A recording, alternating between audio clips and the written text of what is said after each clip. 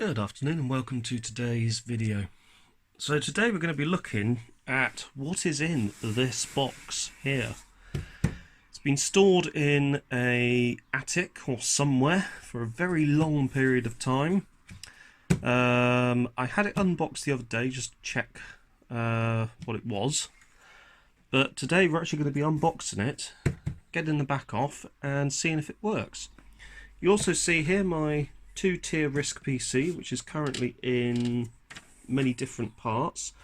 The reason being is that the motherboard is currently out of there and has been soaked in white vinegar, and I'm also awaiting a spare PSU for this one as well, so I'm going to put this back together at some point and see what actually happens.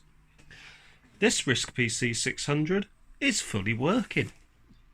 It's running RISC OS 3.5. It was running RISC OS 3.7, but as you can see, these two chips here are the two RISC OS chips, and this one has a pin missing at this corner. In fact, that was causing a lot of problems with the machine booting, and the fault code that was coming up, being flashed up by the floppy drive, was that there was a problem with the individual ROMs. So, because there was a problem with the individual ROMs, it wasn't actually working correctly. It couldn't boot into the operating system, and the machine was effectively dead in the water. So I stole or rather borrowed, the RISC OS 3.5 ROMs, which are in on the motherboard of this machine. Popped it onto the motherboard of this machine, and it booted straight up. I've actually taken the 420 meg drive that was in here and put it into here, because in this one it came with a 210 megabyte drive, which is quite normal. A lot of these earlier machines came with sort of the single case layer ones came with a 210 meg Kona hard drive. The dual case layer ones came with a 420 meg drive. Anyway, let's put these back over here, and what we will do first is we will get this box up onto the workbench and see what we have. So here's the box. It has written on the side, Rediffusion color video monitor, which is interesting. So there it is. So we've got the colour monitor. Still got the original, what looks like the original packing material for it. We'll just put that to one side.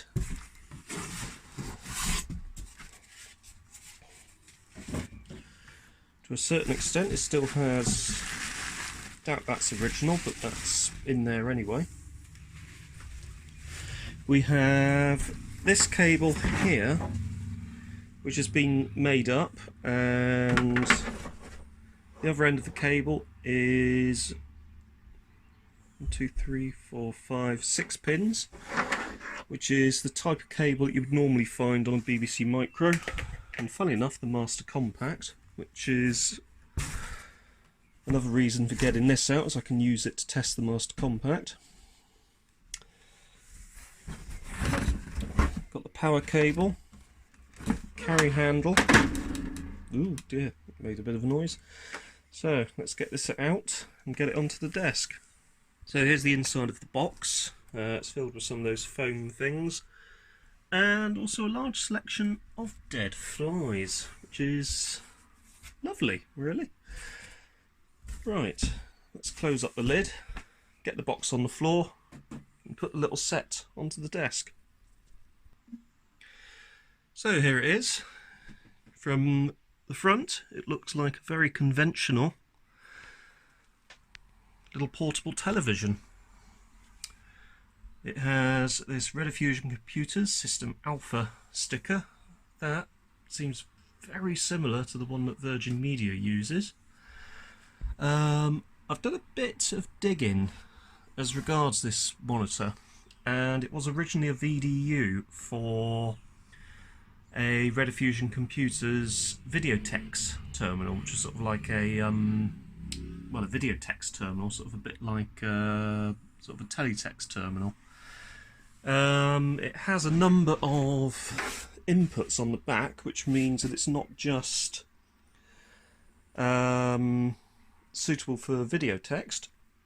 You can see there, that's where an aerial would have gone. So this is actually based, looks like it's based on a portable colour TV itself. Let's whip this around. And yeah, you can see here that we have this panel, which looks like it's been sort of slightly crudely put in, as you've still got the original antennae symbol there. We have this multi-input socket, which is what the cable for the BBC Micro plugs into. I'm sure if you got the pin out, you could probably put quite a few other things in there. That, I think, is an earth connector. That's a colour adjuster. That's the VCR audio adjust. That is a BNC input for a VCR. That DIN socket is for VCR audio, which is sort of reminiscent of the ones that you find on the back of JVC decks. So, let's get the back off of this and just have a quick cursory look inside. Just check that everything is okay and there's no blown capacitors or RIFA capacitors that are going to make a nice smoke cloud when I turn this on. Looking at it, we have 1, 2, there might be one under here and here as well. So let's get those off. So there were 4 screws in the end. There were 2 under here right at the bottom of the rear of the case. The case actually separates with the little hold handle, grab handle, and it should just pull off gently like so. So if I just tilt the, might need 2 hands to do this, so I'll just pause this and get this off. There we go, and that is the back of the case removed. Initial inspection, very clean in here. There's no sort of huge amounts of dust, no huge collections of dust rather. A lot of ITT capacitors, so I am wondering if this is perhaps an ITT chassis. We have this panel here, which is obviously the inputs board. Cable runs around here. That plugs into this board right at the front. Right at the front there, which I'm not sure if that's a custom board or not. Things that might go pop, but hopefully won't, is that, which looks like a mains suppressor. There's a couple of fusible links on there. Obviously got the speaker at the front there. We have this shielded board here. A bit of standard sort of corrosion on those potentiometers. Not too sure what that actually... Oh, that's the colour decoder board. Yeah, there we go. That's your red, green, blue. Those look like colour output transistors at a wild guess. Neck board on the tube. Tube is a Hitachi branded 370 HUB 22-TCO1. So that's a Japanese tube. Has the sort of Japanese numbering structure that you seem to get. 3.7, 37 centimeters, 14 inches. Over here we have what looks like one of the main power supply boards. Down on the main board we have quite a large transformer, but I'm not sure if it's the lopped or not. There's the, I think that's the lopped there, or is that the tripler? I'm not sure, but there's a largish transformer behind it. Otherwise, it's looking pretty reasonable, to be honest. There isn't really much in here that's causing me a great deal of alarm. So there's that focus thing.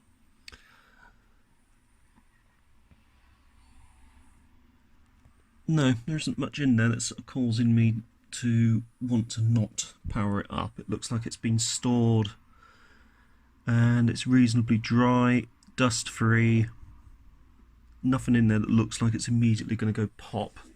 However, in the next episode we're actually going to power this on. So don't forget to like, subscribe, hit the notification bell, and I'll see you next time. Thanks for watching.